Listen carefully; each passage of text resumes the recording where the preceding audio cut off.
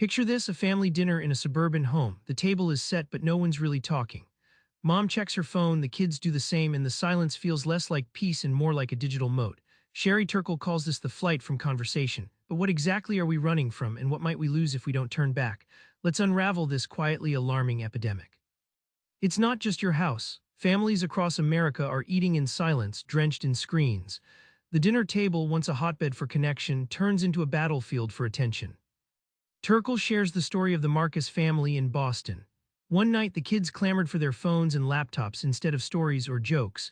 No one scrambled for the salt or passed the potatoes, just glowing screens casting blue light on quiet, distracted faces. Think of conversation like a jazz improvisation, unpredictable, alive, and deeply interactive. Technology offers a preset playlist instead, safe but dull. When everyone's eyes drop to their screens, empathy, the muscle we flex by reading unspoken cues, muscles atrophy like a forgotten instrument. When meals lose talk, it's not just noise that fades, but trust, understanding, and belonging. Turkle argues this silent drift means families risk becoming collections of loners under one roof rather than a vibrant team. The surprise: reclaiming talk at dinner can actually reboot love and resilience. Here's a twist: Turkle says solitude isn't loneliness. It's the secret sauce for self-reflection and deep empathy, but in our plugged-in world, it's vanishing fast.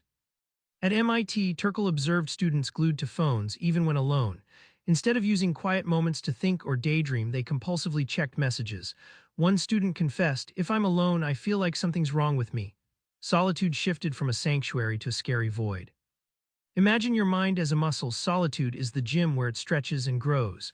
Without space to reflect, you lose the ability to understand yourself deeply or tune into others' feelings. This inner work makes empathy possible, and empathy is the backbone of all meaningful relationships. Because we fear silence, we plug ourselves into constant noise, social media likes, texts, endless scrolling. This digital outsourcing means we lose grip on our own narrative. Instead of being the authors of our own story, we risk becoming characters in everyone else's highlight reel. It's tempting to text, email, or post instead of talk, but Turkle exposes how this shortcut shrinks innovation, teamwork, and democracy itself. At Alcoa, CEO Paul O'Neill reignited productivity by insisting on workers' direct conversations about safety and process. These water-cooler talks revealed hidden problems no email could capture, leading to breakthroughs. Turkle sees these moments as lightning bolts, only live talk sparks. When we retreat to online bubbles, we're like fish in small tanks that only show us reflections of ourselves. Opinions become armor, not conversation. Real politics and problem-solving require conflict and discomfort, things digital cliques systematically avoid. Turkle wins you over here. Genuine conversation is a risky, messy dance, but it's exactly what powers innovation, commitment, and social progress.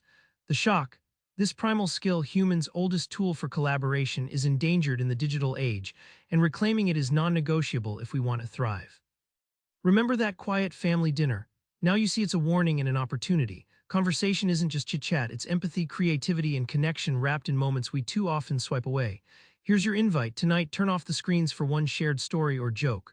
Watch how that simple act lights up more than just a room, maybe even your life. Subscribe for more book summaries like this one.